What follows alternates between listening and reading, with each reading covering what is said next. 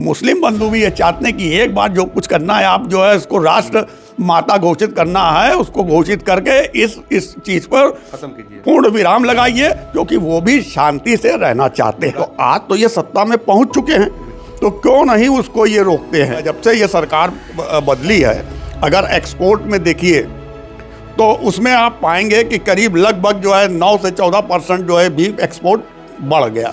जब हिंदुत्व की बात करते हैं तो इन्होंने उसमें भी एक साफ हिंदू और क्या कहते हैं कट्टर हिंदू। हमारा हिंदुत्व जो है सबको साथ लेके चलने का था। ना तो साबित करिए कि वाकई में आप हिंदुत्व की लड़ाई लड़ने वाले जो है हिंदुत्व की लड़ाई लड़ने के प्रबल समर्थक हैं। इससे विकास बाधित हो रहा है, देश का विकास बाधित हो रहा है, समाज का विकास बाधित हो रहा है। वर्तमान सरकार है जिसके दम पर सत्ता में पहुंची, आपने कहा पिंक रेवोल्यूशन, ये ऐसे ऐसे शब्दों का इजाद करते रहे हैं।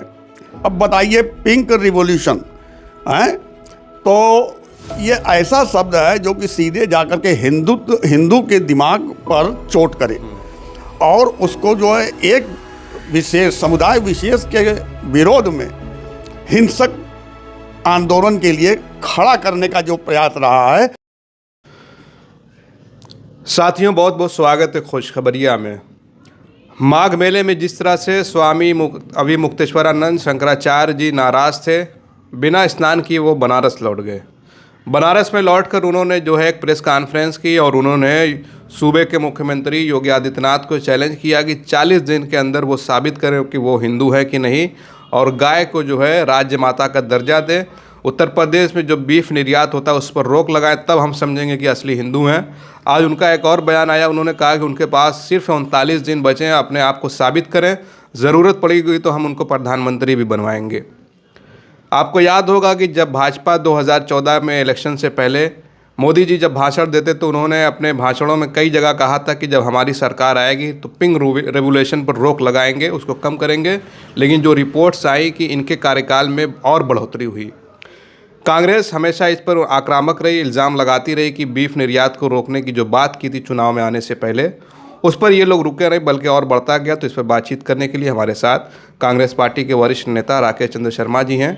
उनसे हम जानेंगे कि जो भी मांग हो रही है अभी मुक्तेश्वरानंद की और इनकी सरकार में जो बराबर जो बीफ को लेकर बातें हो रही है उस पर कितना कांग्रेस का क्या रुख है और क्या पूरी जानकारी है। बहुत बहुत स्वागत है आपका। बहुत बहुत धन्यवाद भैया। सबसे पहले तो हमें ये बताइए कि अभी मुक्तेश्वरानंद ने जो चैलेंज किया है योगी को हिंदू साबित करने के लिए और गाय को राजमाता करार देने के लिए, इसको आप कैसे देख रहे हैं?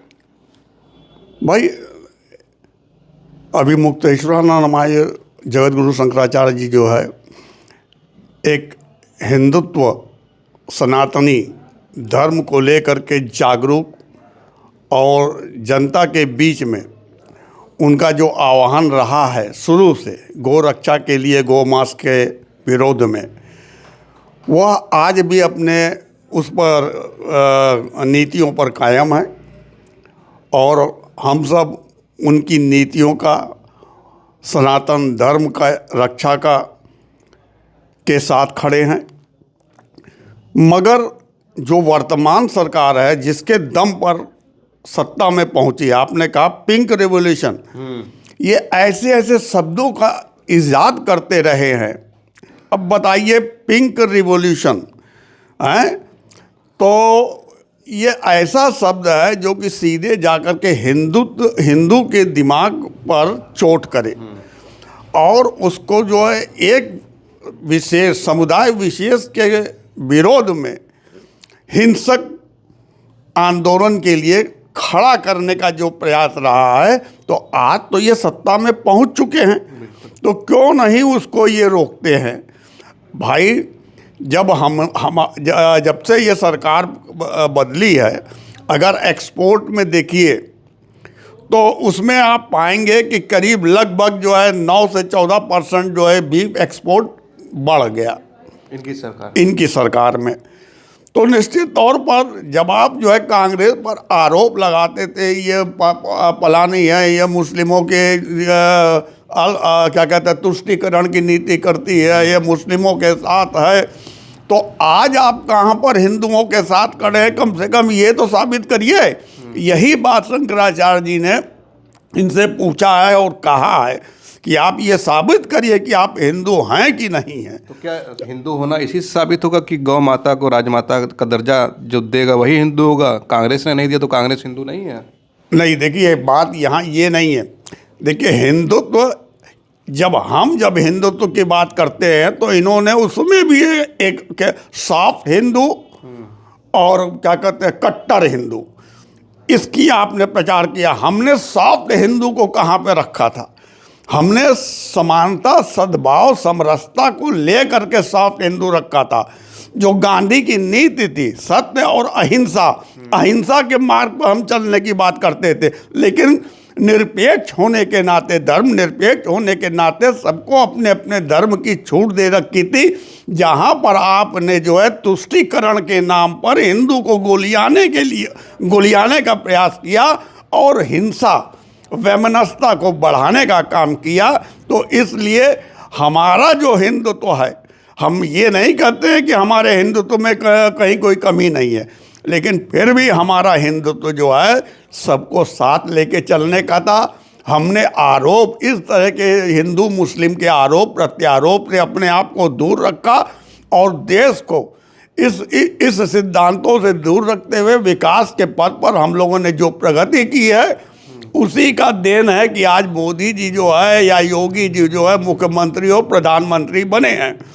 तो हम कम से कम इनसे ये अपेक्षा करते हैं कि जिन चीज़ों को पिंक रिवॉल्यूशन के नाम पर और फलाने के नाम पर आपने जो भेदभाव पैदा किया, तो कम से कम आपको हिंदुत्व अपना तो साबित करिए कि वाकई में आप हिंदुत्व की लड़ाई लड़ने वाले जो है जी बोलिए। हिंदुत्व की लड़ाई लड़ने के प्रबल समर्थक हैं। तो इनको दिक्कत कहाँ आ रही है? आखिर हिंदू की सरकार बताते हैं, मतलब क्यों बीफ पर रोक नहीं लग पा रही? उत्तर प्रदेश में इन्होंने अभी मुक्तेश्वर जी ने बताया कि सबसे ज़्यादा 40% निर्यात होता है। भैया रोक क्यों लगाएंगे जब इस नीति से हिंदू और मुस्लिम और पिंक रिवॉल्यूशन और फलाने और डिमाके से इनको जो है राजनीतिक लाभ जो मिल रहा है, तो वो हालांकि सारा देश की जो जनता बुद्धिजीवी है, जो जनता है, जो थोड़ी भी पढ़ी लिखी है, शिक्षित है, और यहाँ तक कि जो गरीब का भी है, जो शिक्षा से दूर है, उनके अंदर भी जो है एक भाव के हिसाब से वो इनको समझ चुकी है कि इनको केवल यही एक मुद्दा इनके जो है राजनीतिक चुनाव का जो है मुद्दा है। इसलिए इनसे दूर रहने के लिए उसका प्रयास रहता है। लेकिन ये जो है जब चुनाव आएगा तब इन मुद्दे को किसी ना किसी प्रकार से दंगा कराकर, फलाना कराकर, कहीं जो क्या कहते हैं इस तरह के नए नए शब्दों का इजाद करके जैसे लगे कि मुसलमान मेरे दुश्मन हैं, इस तरह का जो धारणा पैदा करते हैं समाज के अंदर, उससे जनता उब भी चुकी है और इनको वोट दे नहीं रही है। यह हम कहेंगे देश का दुर्भाग्य कहें या तंत्रों का जो है मिली भगत कहे कि ये जीत जाते हैं। भावना तो जुड़ी है ना गाय से हिंदुओं की? बिल्कुल जुड़ी है, क्यों नहीं जुड़ी है, सबकी जुड़ी है। ऐसा नहीं है कि मुस्लिमों की भी नहीं जुड़ी है। बहुत से मुस्लिमों को हमने देखा है, वो कहते हैं और वो आज तैयार भी हैं। मुस्लिम बंधु भी ये चाहते हैं कि भैया एक बार, आपको याद होगा पार्लियामेंट में प्रियंका जी ने ये कहा था कि एक बार आप समय दे करके नेहरू जी पे जितना बहस करना है कर लीजिए।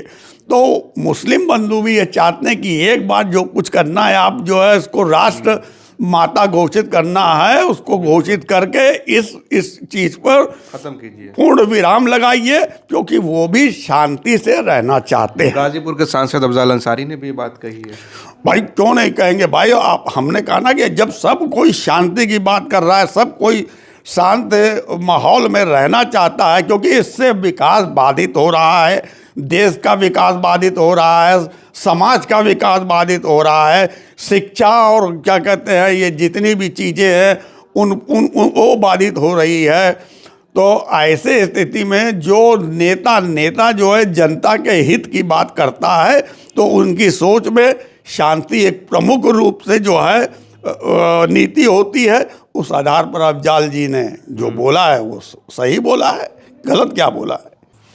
चलिए बहुत बहुत धन्यवाद हमसे बातचीत करने के लिए। आपने राकेश चंद्र शर्मा जी को सुना और इन्होंने भी कहा कि जो है इन्होंने हिंदुत्व के नाम पर पिंक रेवोल्यूशन को रोकने के नाम पर जो वोट लिया उस पर काम तो नहीं किया और कांग्रेस को हमेशा बदनाम किया। मुस्लिम भी चाहते हैं कि जो है गाय को राज्य माता या राष्ट्र माता का दर्जा दिया जाए ताकि जो उसको लेकर मॉब लिंचिंग वगैरह होती है सारी चीज़ें रुके, लेकिन सरकार का भी उस पर कोई ऐसा बयान या कुछ ऐसी खबरें नहीं है कि वो सरकार इस पर अभी कुछ कदम उठाने वाली हो। हालांकि स्वामी अभिमुक्तेश्वरानंद जी ने 40 दिन का समय दिया है कि वो इस पर रोक लगाकर अपने आप को साबित करें। अब देखना ही होगा कि मार्च में जब 40 दिन पूरे होते तो उस वक्त क्या मामला होता है। आप हमारे साथ बने रहिए। आप देख रहे थे खोज खबरिया। बनारस से मैं उबैद, बहुत बहुत शुक्रिया।